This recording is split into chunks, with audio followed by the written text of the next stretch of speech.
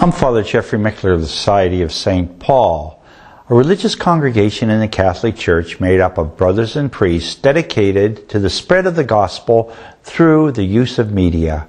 We're located in 30 countries around the world. Today I would like to share with you a few thoughts on St. Paul's weaknesses. We know his great strength, his courage, his writing ability, his rhetoric, his unflinching zeal for spreading the good news. We put him up on a pedestal and he deserves to be there. But he was human and he was flawed. He was not perfect. And in many ways it's his flaws that help us identify with this great apostle. We see how much God can accomplish through imperfect human beings like the likes of us. Paul was certainly zealous before his conversion, but he was zealous in such a way that it inflicted pain and suffering on others. That's the sign of a fanatic.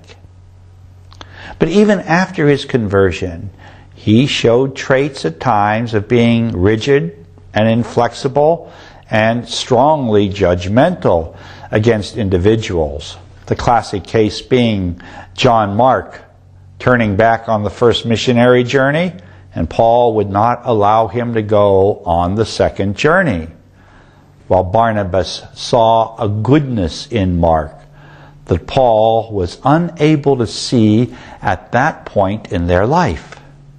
This certainly is a weakness in any human being.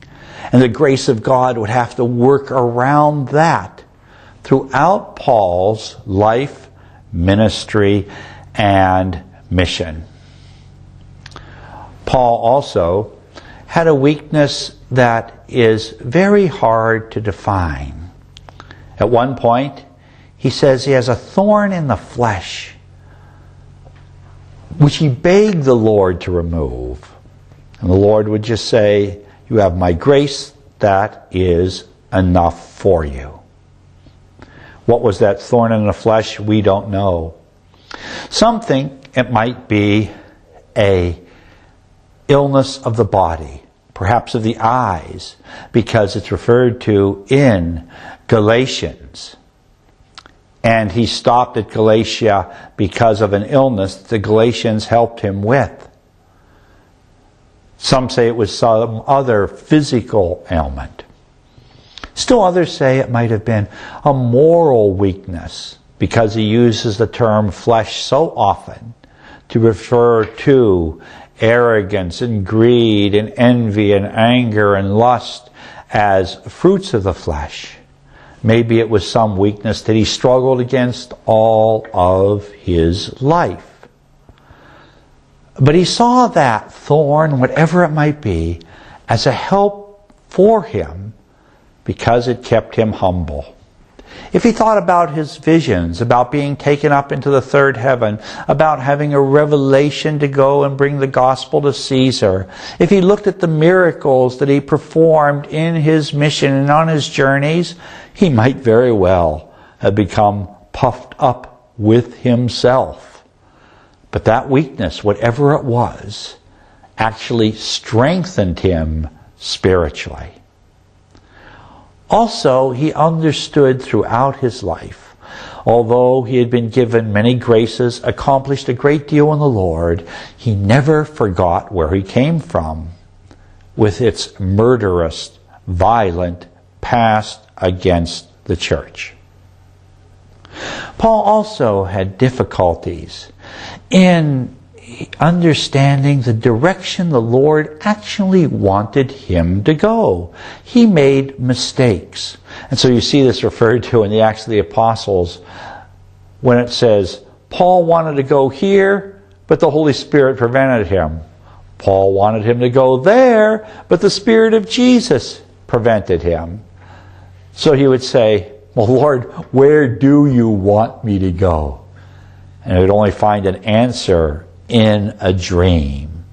He was a dreamer of great dreams. Paul also had the problem that he found it very difficult to accept charity towards himself. This can be a frustrating flaw and weakness in a person. It's sort of very American, where we want to stand on our own 2 feet. But when you have a greater job to do, such as spreading the gospel, why are you spending all your time making tents? Yes, you don't want to be a burden on anyone. True, you don't want people to say you're in it for the money. But every hour you spend in that tent-making effort just to make ends meet is 1 hour less you have for speaking about Jesus and the salvation that comes from him. The Christian community forced him to take charity and to support him because they were wiser than he was on this score. And this shows us how our virtues and vices are often the same side, 2 different sides of the same coin. If somebody is mellow and easygoing, that's a good thing. But a bad thing on the other side of it could be laziness, a lack of ambition, which is a bad thing. You don't want to be a burden on others. That's a good thing. But that could also be a sign of ego and arrogance that says you don't need others. We can see how Paul would struggle with trying to find a balance in this area in his life. Paul also had some limitations as a preacher and teacher. We know the one famous case where he went on and on all night until finally a young man fell asleep in a window and fell out of a 3rd-story building. What a traumatic experience for the whole community. Thank God the young man lived. But his preaching sometimes would lack dynamism. Amazingly enough, we picture him as a fiery preacher that was able to convert whole cities. But it seems that he was a better writer than speaker. So we could see how he had limitations there as a speaker. And there were others, like Apollos, who was a much better speaker than he was. And he was willing to acknowledge that, as long as Apollos kept the doctrine that Paul had given to the Corinthians and to others. Paul also had this tendency, which we could see in his writings, to use irony and shame to get people to change their ways. This can be viewed as a very effective pastoral guide, or it might be viewed as emotional manipulation.